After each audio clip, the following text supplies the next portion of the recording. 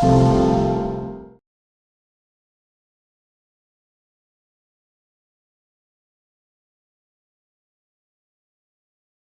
move on from Twitter to actual audience figures. And I think it's fair to say that Channel 4 ratings have been down, haven't quite matched what kind of you'd need in terms of your targets and all of that. Is that fair, and why do you think that's happened?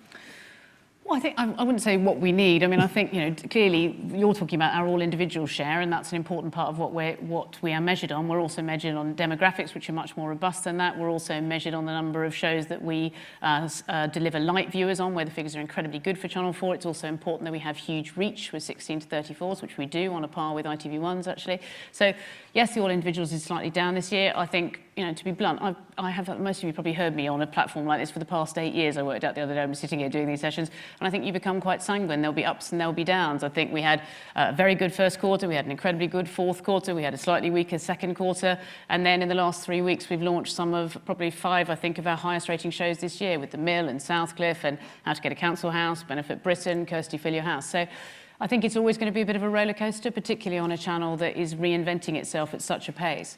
But I feel pretty relaxed about where we are. Do you feel relaxed? Does it infuriate you that Channel 5 beat you for a week at one point and it's beating you it's sometimes? Hugely dull, this, and I don't want to spend a lot of time on it, but I mean, Channel 5 didn't beat us for a week by any measure that the industry actually recognises. Right. But to be blunt, if I were a PR at Channel 5 and I'd found a way that if I took out all of the hours between midnight and 6 o'clock in the morning and you squinted and you turned your head on the side, then you sort of beat us, I might have done it too. So fair play to them. But, you know, you know, as I say, normal service has resumed. We have a huge margin between us and Channel 5. I mean, it's worth remembering that in any given week, E4 frequently outperforms Channel 5, particularly for young audiences or for young audiences. So I'm not hugely concerned about that. But the ratings targets are part of your remit, though, aren't they, Channel, as a public service broadcaster and all of that? So it is something you have to worry about, I guess, and you have to kind of... Yeah, but you have to worry about it for a different reason. We're a public service broadcaster. I want people to watch Channel 4. My point is that we are also there to do something else. The remit for Channel 4 is an incredibly exciting remit. It's about risk, it's about new talent, it's about giving voices to communities that don't get heard elsewhere. So there are many metrics for success, and yes, we want people to come to the channel,